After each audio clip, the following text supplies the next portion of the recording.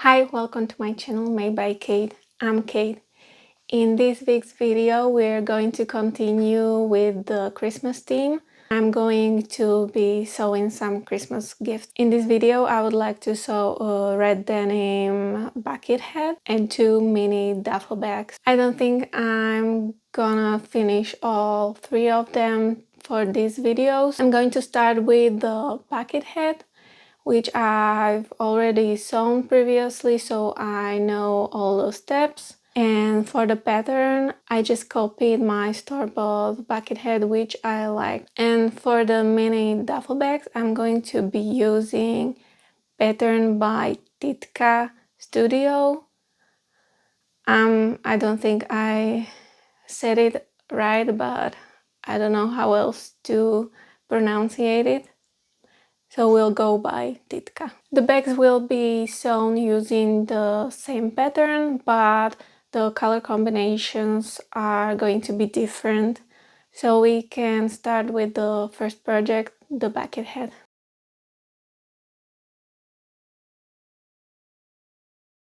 The bucket hat consists of 3 pattern pieces. There is a brim, a band, and a top. I cut 4 mirrored pieces of the brim and the band, and only 2 mirrored pieces out of the top. For this project, I'm using this red jeans fabric made out of a blend of cotton, polyester, and a little bit of elastane. For the top stitching, I've chosen this red jeans polyester thread. I'm starting with placing the band pieces right sides together and sewing the side seams with 1 cm seam allowance. And I'll repeat all of the same steps for the brim pieces. After sewing the side seams, I went and ironed them open, and I was supposed to top stitch the band seams, but I forgot and did that later, but it's better to do it now. Now I'm clipping teeny tiny bits of the both sewed and unsewed pieces to mark the quarters. You can also mark it with pins if you prefer it. Now I'm pinning the top with the band right sides together, and I'm making sure that my quarter marks are matching. Then I'll sew it with 1 cm seam allowance and repeat for the other top and band pieces. Now it's time to cut into the seam allowance, though I'm not sure why I was making my life harder by cutting out these V-shapes. For this type of a curve, it is sufficient if you just cut straight lines, but be careful not to cut into the actual seam. It's time to pin and sew the brim to the band with 1 cm seam allowance. I remember the top stitching at this point, so I did that also, with increasing my stitch length to 4 mm. The head is now almost finished. I'm lining the 2 parts together, good size facing each other, and pinning the circumference. Just be sure to line the side seams properly. I'll sew again with 1 cm seam allowance, but will leave few centimeter gap so I can turn the head inside out. After that, I also clip the seam allowance of this seam. Finally, the last steps. I'll turn the head inside out and adjust everything. I also pin the edges, though you don't need to do that. You can iron it flat, but I prefer it this way. And the last step is top stitching the head. I spaced my top stitching lines ½ centimeter from the outer edge of the brim and also from each other. And just like that, 2.5 hours later, I finished this bucket hat.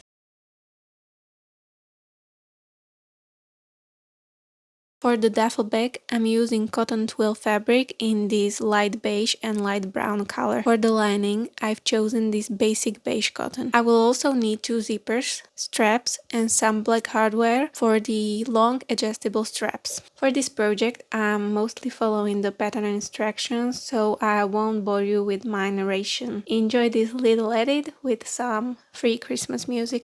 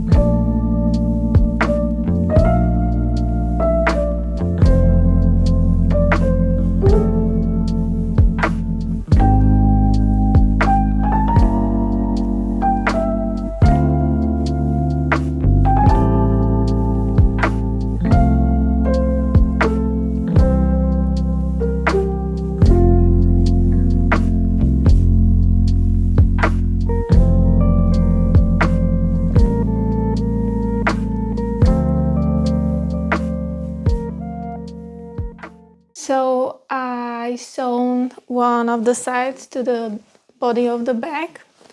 It was not very pleasant experience, but it's done and it looks quite alright to me.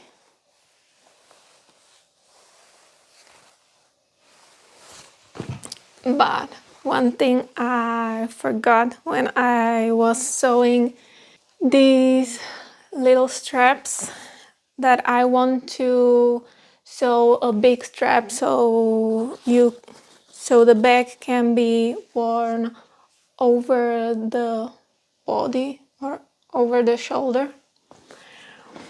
But I forgot about it, and I just hope that I can somehow open this half ring and insert it into the strap now that it's sewn closed, because I don't want to rip everything.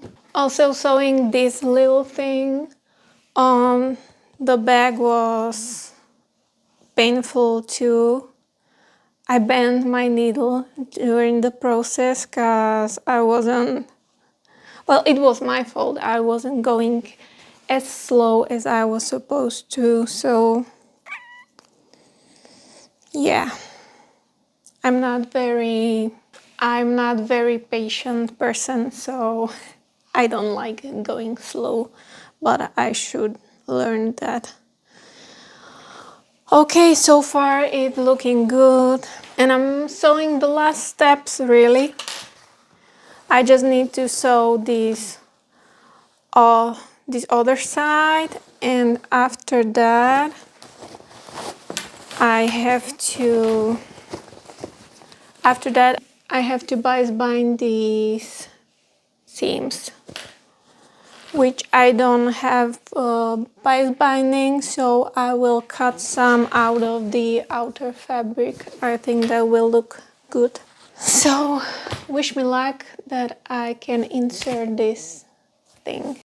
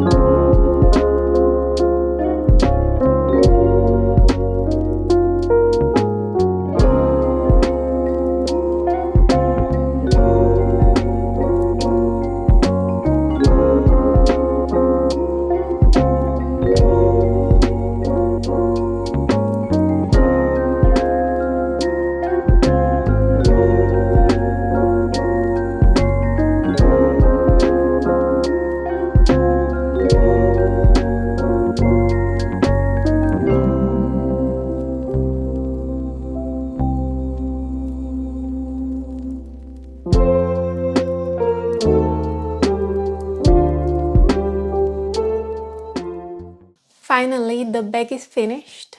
Well, almost finished. I still have to insert the other hardware on this side, but it's looking pretty cute. And now I need to sew the long strap so it can be worn like a crossbody bag, and I'm going to do it right now. I just watched a shorts tutorial on YouTube how to make a back strap, so I hope I can make it now. I cut out a 1.5 meter long strap. Now what I need to do, I will come closer. I will insert this hardware piece. I apply the anti-fray solution on the ends of the straps. And now I'm going to insert the hardware. So one side here. It's like this from the front and this from the back. Now what I need to do is attach this hardware piece on one end of the strap. And now I need to sew this closed so the piece is there firmly. And then I'll be back. Okay, it is done. I was afraid the anti-fray solution wouldn't work, so I ended up folding it inside. So I was sewing through 3 layers of the strap, but it went all right. I did not have a problem. So now I have to insert the other hardware. It's important that it's in the pointing the good way. So I will put it on. Can glide. Now the free end needs to go through this part again. It's the same step like before. I did it the harder way, but it's still doable. So I will insert it one way. Now loop it around the metal part. Okay. Now as you can see,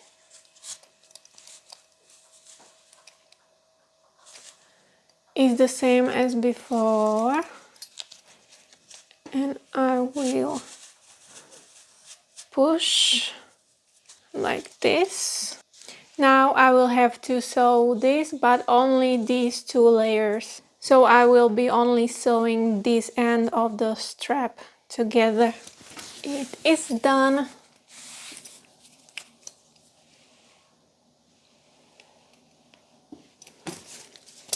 Now I can lengthen it or shorten it, and here is how it's looking sewn.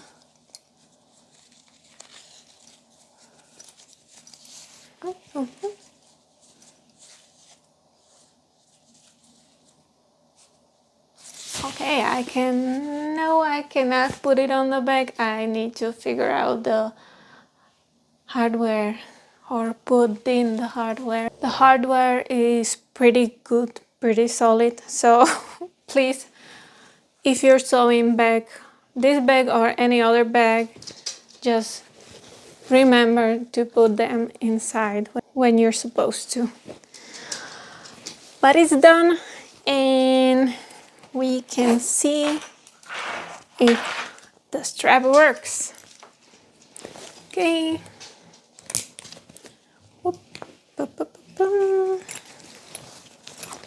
And the other. Ta-da!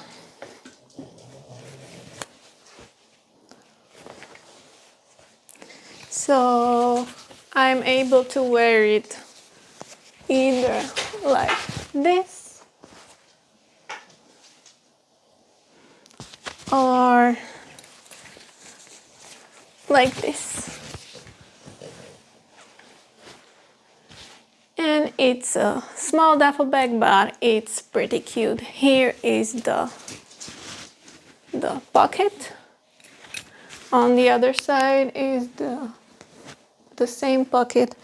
There are no pockets on the inside, which I could have thought of, but I may add them to the other bag. And here is how it looks from here. Just a plain bag. And here is the bias tape, bias binding.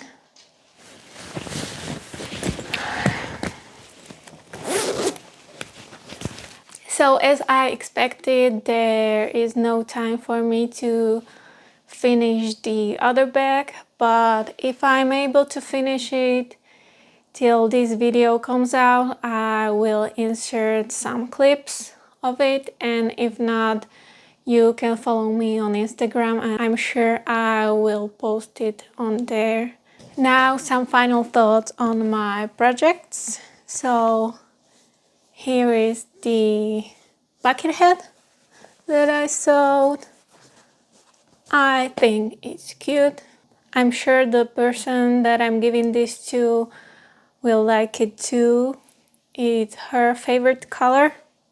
So now you know it's her. Never mind. I like the bright top stitching. And about this project, I think it's fairly easy. A beginner could sew this, I'm sure. And I don't know what else to say. It's a fun little project.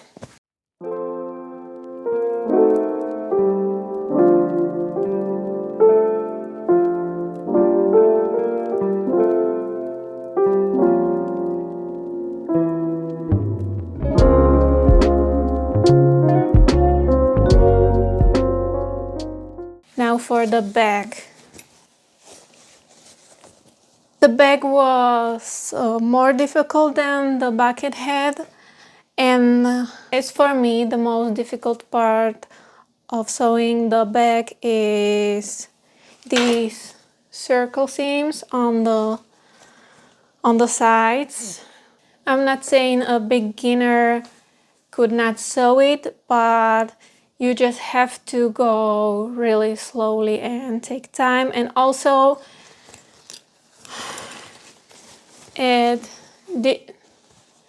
this seam with this little strap, there was so much layers of fabric that I had to basically hand stitch it, or I wasn't using the bell for stitching that part, but I was moving slowly with the side wheel. So that's that. Other than that, I think it was fairly easy. And also the strap isn't part of the sewing pattern, but one YouTube short helped me do it. So that was pretty easy too.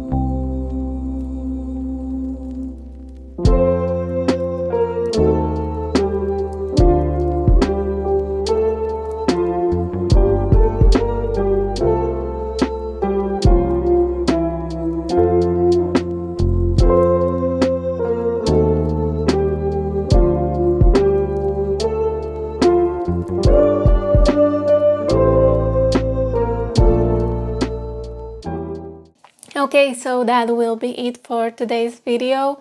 If you liked it, please give it a like. Maybe share it with friends who might like it too. If you would like to see more videos from me, don't forget to subscribe to my channel or follow me on Instagram. I think that's it, so see you next week. Bye. Also, when sewing the bias binding, I clipped my finger, so now I can say to the person that I sewed this for that I bled for them. So I'm pretty sure they owe me.